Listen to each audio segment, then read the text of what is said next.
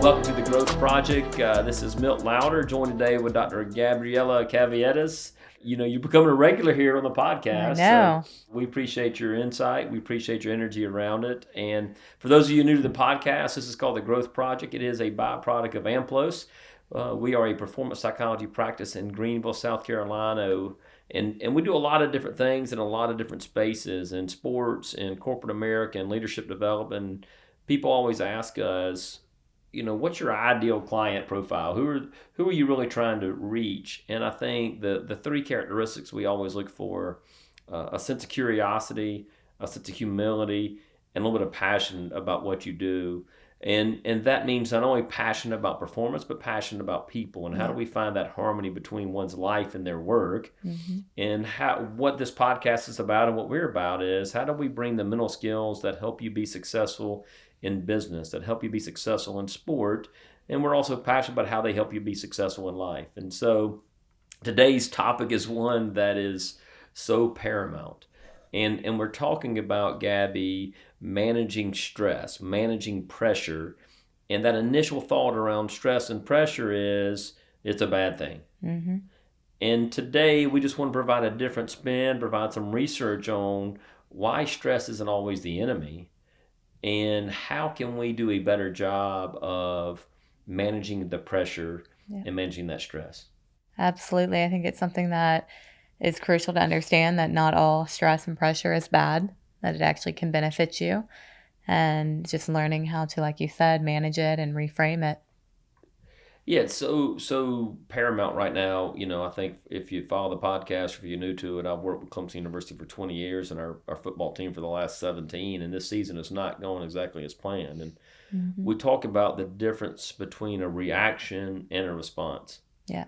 And so when I met with the team last week, I just said, hey, write down what is your normal reaction to stress. When you hear the word stress and when you're under pressure, what is your normal reaction? And we're going to talk about what those are, but what I heard was difficulty concentrating, locked in, focused on what's right in front of me, racing thoughts, physiologically, difficulty breathing, difficulty staying focused. And we know, hey, that's your body's normal reaction. It's doing what it's prepared to do. Yeah. But I always go back to Steph Curry about how he deals with the stress and pressure of not only being Steph Curry, but playing in the biggest of games. And his comment is always his interpretation of the stress and pressure. When he starts feeling that pressure, he reminds himself that he's about to do something special. Mm-hmm. So that gives us insight to maybe how we are going to be human. We're going to experience these factors, but it gives us insight to maybe how we can start thinking differently about it. You make a good point. Bringing up the Steph Curry example is that we don't stress or feel pressure around things that we don't value or care about. So there's this inherent, degree of this is important placed on an event, and you want to perform well, and this is your body actively preparing you to do that. Yeah, it's so good. And I love that reframe. Like things that don't matter. We know that classic stress performance curve. Mm-hmm. You know, Yerkes Dodson, we always thought it was a bell curve, but recent researchers realize that it's quite not.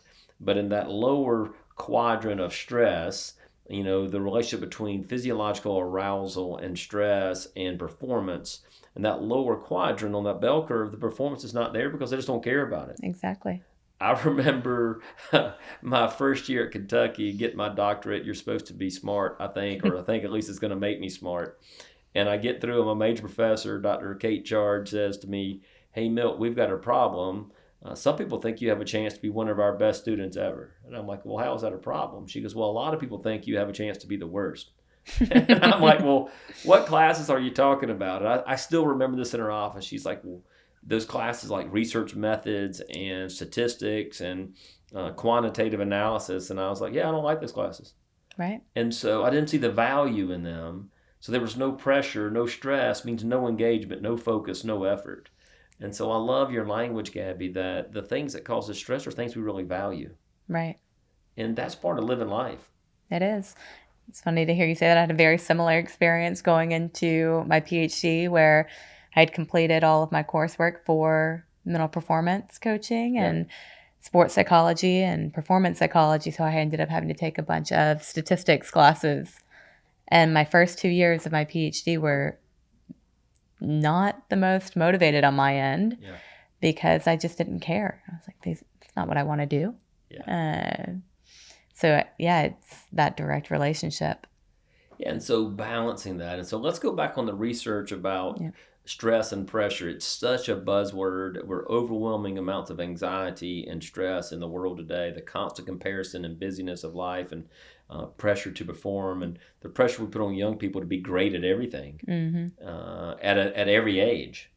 But let's the research say kind of difference between like stress and pressure and positive pressure and negative pressure. What's some of the classic research that we know exists? Yeah, well, we know that there's really two main types of stress. There's distress, which I think is what most people think of when you hear the word stress. It's that negative connotation. It's where, you have, a lot of things on your plate. You don't feel like you have the coping resources to do all of the things you need to do. And it creates that I should mentality. I should be able to do these things. I can't do these things. And the self-talk becomes negative. Whereas the other side of stress is what we call eustress. And it's really this positive stress in your life, getting a promotion, getting married, graduating. These are all good things, but they bring along with them, challenges. They bring along with them opportunities for growth. And you're viewing it that way. Whereas with distress, you're viewing the challenges as threats, things that you might not be able to overcome. Yeah, so if we understand a little bit, then the eustress and distress, maybe, of course, I'm biased of being a cognitive psychologist, that as we think about it, the classic old proverb, as you think, so you are, that if we can see it differently, and that's where I think we spend a lot of time in our work helping people understand their normal reaction to stress. That your brain and body are doing what it's created to do. And so that autonomic nervous system was created. They taught it to me in my physiological psychology class, calling it the 4 F's. Flight, fight, feed, that other F I won't mention. But if you think about that, it's all related to our survival. It is. So walk us through a little bit, and I'll maybe add to it the way it was taught to me. Walk us through a little bit of what is our body's normal reaction? That autonomic nervous system, that sympathetic nervous system gets activated. What are some of the effects on our brains and our body when we feel that stress? Yeah, so obviously you have the initial physical reaction where you get an increased heart rate. What's happening there is your body is trying to prepare you, pumping blood to the areas of your body that you need to perform well, oxygen to the brain, getting you more activated, aware of what's going on around you. Cognitively, you start processing all the stimulus around you, taking in every cue. And then, like you said, you're now responding to those. So increased heart rate, increased breathing. You can even start to see things like your muscle tension becoming more activated, as well as I think I already mentioned your heart rate, so some things there. Yeah, so that sympathetic nervous system, that cortisol, that perceived threat, that cortisol triggers the adrenal glands, and adrenaline floods the body. And what you're describing, Gabby, it activates everything we need to survive in that moment, to fight or flight. Yep. And so in addition to the difficulty breathing because you're trying to get oxygen to the brain and the increased heart rate, now your body has to get rid of that excess energy. Right. Glucose is flowing through the body from the liver, and you got all this. So the sweat. You see people sometimes break out in hives because your body's reacting to that. Here's what you don't need. You don't need to eat, so your digestive system shuts down. So those are those butterflies. You don't need to go to the bathroom, so your urinary tract and your bowels shut down. The cognitively, you start processing that stimuli, and your brain's processing what's a threat, what's not a threat. Right. And so we know the brain narrows its field of vision to really think about the threat. The way it was taught to me, the caveman walked outside and he sees a saber-toothed tiger sitting right in front of them. If he has to stop and think, like he's dead. So immediately, that's automatically, that brain and body is preparing to fight or flee from that saber-toothed tiger. Right. He's not worried about the one 100 yards away. And so that's what makes dealing with our stress so challenging because we're so focused on the threat right in front of us. Right. And, I remember Rory McIlroy talking about going to the first tee, sitting on a 2-shot lead in the Masters this year. He's been trying to win it for 17 years, complete the career Grand Slam. And they asked him in an interview room, hey, what was it like going to that first tee? And he said, your legs feel like jelly. You can't walk. Mm-hmm. You can't breathe.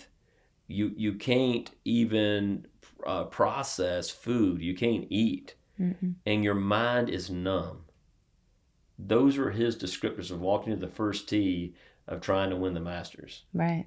And we know what tended to happen in his performance. He gave away the lead very quickly. And so what I think is so important in this part of, and maybe you want to hit pause button on this podcast right now and answer the question that I asked our football team last week. What is your most normal reaction to stress? Mm-hmm.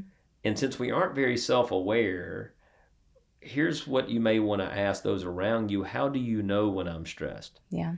Ask your colleagues, ask your coaches, ask your partner, ask your children. The children will tell you the truth. They will. What does stress look like in your life? What is your quote-unquote normal human reaction to stress? Mm-hmm.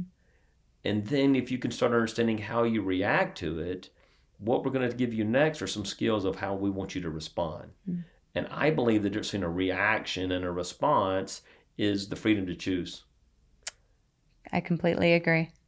Yeah, Viktor Frankl said, between stimulus and response, there is possibility for action. And that's what separates us from the animals as human beings is our brains have the tendency and the ability to choose our response instead of just instinctually reacting to the world around us. Yes, and that reaction is where we have to reprogram, because the instinctual reaction is to, most of the time in a negative way, flee or avoid the stressor or protect yourselves from it because you view it as that threat. So now choosing an action that helps you take on a more growth mindset approach of how do I overcome this challenge as opposed to run from the threat. Exactly. Yeah. And how do I accept it? And I think to me, when you've heard me talk about playing free, that stands for focus, relax, engage, and enjoy. The relax piece is how do I quiet my mind and quiet my body? And what we're trying to do, go back to Yerkes Dodson and that inverted U, we're trying to help you find your ideal zone of optimum performance. The IZOF in the slang. And what we know is you got to activate, and those are things that we value and care about. And so you got to activate your brain, activate your body to get ready to accept that challenge. But once we know about that reaction, once we cross that threshold, historically, the research kind of suggested it was a slow, steady decline. And what we realize is once we cross that threshold, my brain and my body's ability to perform drops dramatically. It drops off a cliff.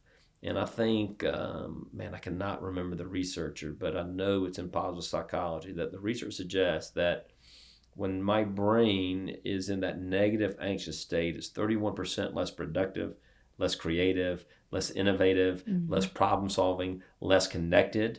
One of the things I talk about a reaction to stress is that makes you selfish, Gabby. Mm-hmm. Back to why. Yep. Right, your brain's focused on you. You narrow down. Yeah, I'm focused on me, and when I am under stress, means I cannot see how my stress is impacting you. And then cortisol, that stress hormone, also creates separation from others. Right. And so you either withdraw, or you just try to do sometimes you try to do it yourself. Which why are you laughing? That's my reaction too. And I know Colton's probably listening, and he's going to think the same thing. He's like, "Yep, that's her." Yeah. Withdraw and handle it herself. Yeah. And so if you made it through this far, then congratulations, you were human. And so what are some skills? What are the 4 skills we really want to talk about today, Gabby, to help people deal with their stress and to view it as if not necessarily a friend, but at least not the enemy? Right. Well, the first one is one that I prioritize a lot in the work that I do with athletes and individuals is cognitive reframing, changing the way that you're thinking about the stress in your life. And We'll go on a whole tangent on that in a moment here. But the next is going to be breathing. So regulating your breath. We know that that has a direct relationship to these autonomic responses. And then self-talk. So, this is something we've had previous podcast talks on, but how do you change the way you're talking to yourself? You're having those 70,000 thoughts a day. And how do we make sure that those are positive, not negative? And then finally, focus control. This is so important when we think about the different approaches to where you're directing your focus, avoiding that narrow tunnel vision, being able to still take in the information that you need to perform well. So those will really be the 4 key areas that we'll target in on today. Yeah, so let's dive in. Yeah. I am so heavily cognitive based. Mm-hmm. Let's dive in on the cognitive reframing, the cognitive restructuring. So talk a little bit about that. So this one, I think back to the article "Get Excited" by Alison Wood Brooks at Harvard Business Academy, and she really did this whole research study where she had different groups of people, and they all had to do a task, a public speaking task or a math-based task. And one group was told to not change anything about the way that they're thinking, just approach it the way they typically would. And another group was told to, even when you feel that pressure, when you feel the stress coming on, tell yourself, I'm excited. And what the results show is that while both groups reported high stress, high pressure, the group that before they performed told themselves, I'm excited, I'm not stressed, they performed significantly better than the group that just focused on being stressed. And that resonated with me quite well, and went down a whole loophole here. And the research is astounding that when you just change the way you're thinking about the stress in your life, you perform better. If you say, okay, I have a big presentation at work coming up and there's a lot riding on this, you can focus on the negative, saying that, well, if I don't perform well, then I'm not going to get my promotion. Or you can reframe it and say, wow, this is an opportunity to show how competent I am, to prove to my boss that I do deserve my promotion. And that simple reframing takes a lot of the pressure and negative stress away. Yeah, and so being human in that is it's okay to have that negative thought. Again, your brain's just doing what it's supposed to do, and so it's okay to have the negative thought. And what I want to add here is sometimes asking questions from a position of weakness and stress creates even more doubt and anxiety because your brain is automatically telling you, hey, if you're asking yourself, do I have what it takes? Is this going to go well? Your brain's automatically telling you that it's not. And the way I try to teach that, I often ask people, have you ever heard a happy person ask, am I happy? Or a successful person ask, am I successful? Or a prepared person ask, am I prepared? The moment you ask the question, your brain's telling you that you are not. And so that's a normal human reaction to say, oh, I'm going to lose my job, or this isn't going to go well. But again, being human, what is my response? So go back to that adrenaline. Adrenaline is released not only when we're anxious, when we're excited, when we're fired up, when we're ready to do battle, when we're performing at our highest. And so it's making sure we interpret the emotions correctly. Yeah. And I always ask this question. I say, what is the difference physically from feeling stressed versus feeling excited? Most times when you ask that question, very subtle differences, if any. Yeah. What happens to your heart rate? In both instances, it increases. What happens to your breathing? It speeds up. Do you get jittery? Do you get excited? Do you start moving around? Absolutely. When you get stressed, do you get jittery? Do you start fidgeting? Absolutely. So you still have the same physical reactions to these emotions. And it's your choice to say, okay, this is stress or this is excitement. Yeah. And how we interpret it can be the biggest difference between being who you want to be and how you want to perform or not being proud of how you showed up. Right. Go back to what Rory McIlroy's interpretation on that first tee. He said it's good to be emotional. And it goes back to me, I value what I'm doing. I care about what I'm doing. Go back to Steph Curry. I'm about to do something special. Scottie Scheffler walks to the first tee and he says, I am prepared. He's not asking questions. Right. And so, how are you going to interpret the emotions? How can you change the way you think about stress? That first part of restructuring and reframing lends itself to the power of the second one, is that breath control and breath regulation. And the research is pretty profound here. Is it's hard to be anxious and relaxed at the same time. You can't do it. Yeah, it's really challenging. So talk a little bit about the breathing and the proper way of breathing, and why that helps reset that sympathetic nervous system, right? Activates that parasympathetic nervous system and brings us back to homeostasis. This is where you get your control back, because this is where you can regulate your breathing in a way so that you slow your heart rate down, so that you slow that autonomic response system, and you basically completely disrupt that cycle, where by, one of the most researched techniques is the 4-7-8 or diaphragmatic breathing, where you inhale for 4 counts, hold for 7, exhale for 8. And if we were to try that right now, I encourage you, if you're listening, to try that. So I'm gonna make it like those who are watching this. Yeah. What might that look like? Because here's what I see when you ever tell somebody to take a breath, they go, which sends a signal to your brain: I need more oxygen. I'm really in trouble. I'm really stressed, and we tend to start hyperventilating because it's not a diaphragmatic breath. It's just really, from there. Yeah, shoulders come up. Shoulders tense, versus that diaphragmatic breath. And so, how would you maybe model that, or is there can you show them maybe? Yeah, so it's really a deep inhale into belly breathing rather than chest breathing. So when I take this deep breath, you won't really see my chest move at all. You would see my stomach start to expand. So you do an inhale through the nose.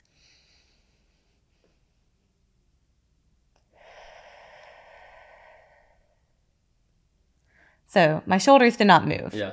If you are watching, my shoulders stayed. That's a distinguishing characteristic. Yes. Shoulders stay even. You breathe deep into your belly, and then exhale long and slow, and feel your body fully relax with that. Yeah. And so now we're starting to quiet the mind, quiet the body, and now you're in that zone, and in the present moment, which is where life happens and performance takes place. And so oftentimes with anxiety, I'm so focused on the future, and that anticipatory anxiety increases that stress level and decreases my confidence. Absolutely. So now we restructured the brain. I'm thinking differently. It's good to be emotional. I'm about to do something special. As well as now physiologically, I've created a mechanism to bring my body back to normal. Right. Not only bring your body back to normal, but also, you mentioned anxiety. One of the biggest symptoms is feeling a lack of control. Yeah. And so now you have a degree of control back, and you feel like, okay, I can change this for me. I can, alter the way that I'm showing up. Yeah. And so those constant thoughts, I need to, I have to, I should, if you just say those to yourself right now, that adds pressure. And what we're trying to teach you is that art of peak performance, the art of leadership, is knowing when to add pressure, knowing when to take it away. And what we're trying to teach you today is not, hey, the pressure you're experiencing, probably very few of you, if you're listening to this podcast, need to add pressure to your life. Yeah. And we're not talking about taking it away, but how do we reframe it? How do we take back control? How do we deal with that stress to help me accomplish what I want to accomplish, and more importantly, be who I want to be? Right. And this is extremely relevant right now. We're coming up on holidays. You're going to add to the stress you already have. In a good way, you're going to probably be going to travel to see family. Which can be very stressful. Can be very stressful, right? Yeah. But it's what we classify as a good stressor. It's just viewing it that way. So hopefully these tools will help you going into this busy season. Yeah. And so if we think about the two things we've talked about, the cognitive restructuring is changing the paradigm. The breathing regulation is controlling the physiological response, which now brings me to the present moment, which is where self-talk can really take place in that present moment. Yes. And so when we think about the self-talk in that moment, the scripts that we want to create, how do we get our brains to work for us in that moment of pressure and stress? What might you recommend? Well, the research shows that we really want to use self-talk in a way that boosts our confidence and our focus, especially when we're trying to navigate stress or high pressure situations. So this is where I always recommend focusing on either positive self-talk or that neutral instructional self-talk, where neutral and instructional is going to help you direct your focus to what it needs to be in that moment. And positive is going to boost that confidence. I've got this. I'm prepared. I've done the work. I know that I put in, hours and hours into preparing this presentation. I've practiced and I feel confident. And the key there is you can't lie to yourself. No. But what evidence do you have to believe what you were telling yourself? Exactly. And everything you just said, like you've been through difficult things. You've done difficult things in your life. You've accepted the challenge in different areas. I got this. I can do this. It's the reason I play homegrown for our football team by Zach Brown, because it says I have everything I need and nothing that I don't. That's a positive self-talk in that moment to encourage you to take action. Right. And the neutral is not necessarily outcome related. It's just, what can I do next in that moment? What's the next thing I can do that just keeps me focused on the task and allows me to stay in the present moment? So what might an example of a neutral self-talk be? Well, if we're going with the same example of a presentation, it could be something as simple as speak clearly. Yeah. It could be focus on the deliverables. What message am I getting across? And if we're thinking about sport, it's really much more intentional as to, kick the ball or spot my receiver, whatever that may be. Or read my keys, or a swing thought, or, square to the basket. Right. Follow through on my backhand, move my feet. Yeah. Our defensive coordinator talks about being noisy, like communicate. Those are very specific process scripts that allow you just to stay focused on the task at hand, which lends to my favorite quote, one of my favorite quotes by Thoreau, that says success comes to those who are too busy to be looking for it. Right. And so not only are they too busy focused on the task at hand that they can't worry about the outcome, this is really important. The closer you get to the finish, it's the start and the finish. That anticipatory anxiety getting going, but the closer you get to the finish of a sporting event or a presentation or life or a quarter or a month or business, your brain peaks ahead, which increases the anxiety and decreases confidence. Right. And then the last piece is, in that, how can I start focusing what I can control, which may be the most overused cliche or thing in sports psychology. Yeah.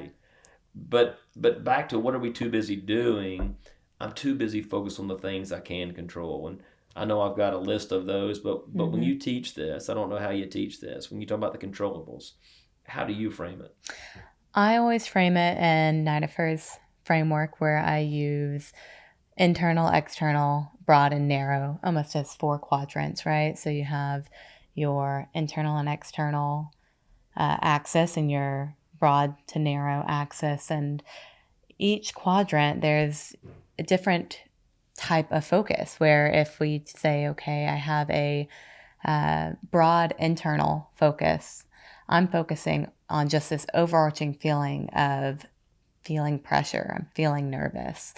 And if that is consuming you in a negative way, let's shift it to something more controllable.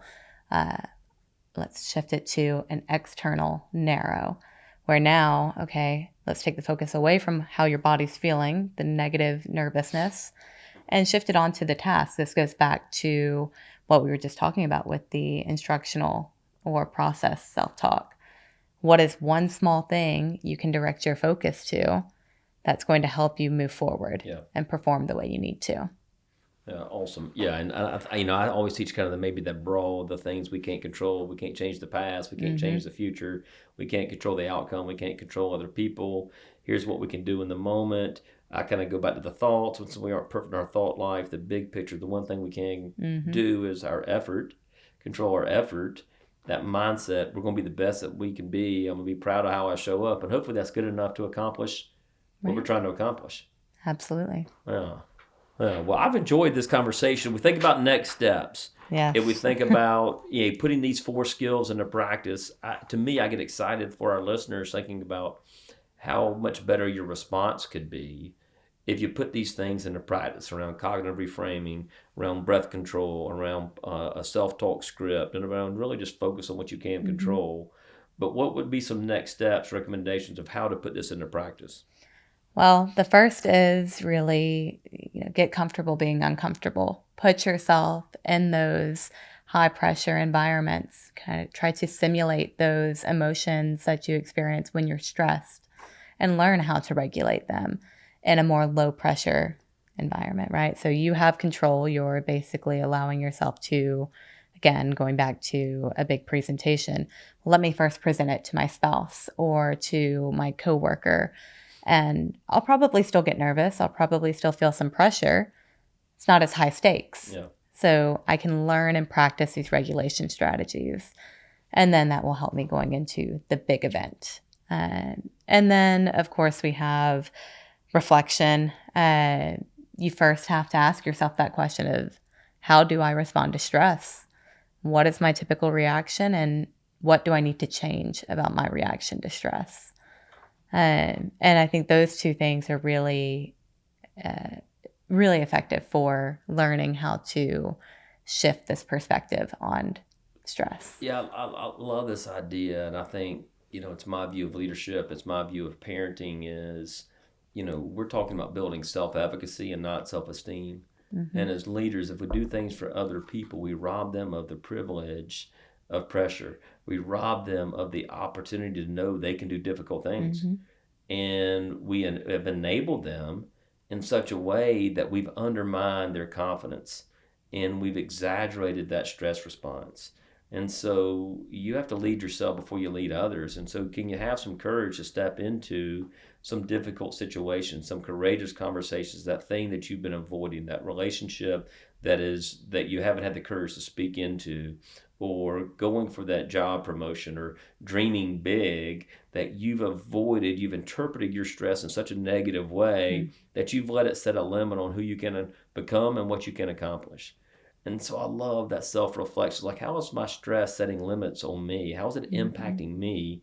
And if it's good to be emotional, it means I'm still alive. And as long as I'm alive, I got a chance. How can I do something differently so I don't look back and wish I could have done what I didn't do when I could have? And then get other people involved in your life.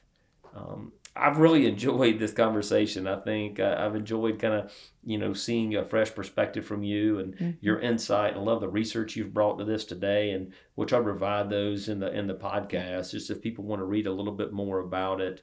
Final thoughts or comments about stress, pressure? No, I think the biggest thing is just really try to reframe it in this positive way. Accept stress. It's not going away. If anything, you're going to get more over the coming weeks and months. So just prepare yourselves, and, hopefully these skills will help you navigate the upcoming stress in your lives. Absolutely. I've enjoyed the conversation. Please, if you enjoyed it, like us, or I think that's the right word, or like, subscribe. That's it. Subscribe. There we go. This is not my expertise. And we always value your questions and feedback. And so if you want a more deeper dive into this, if you have a question, if you have reflection, if you have, hey, you were able to put this into practice, we love the opportunity to be relevant in your life. We love the chance to encourage you and hopefully inspire you. So thank you for listening. And until next time, continue to be better and pursue better.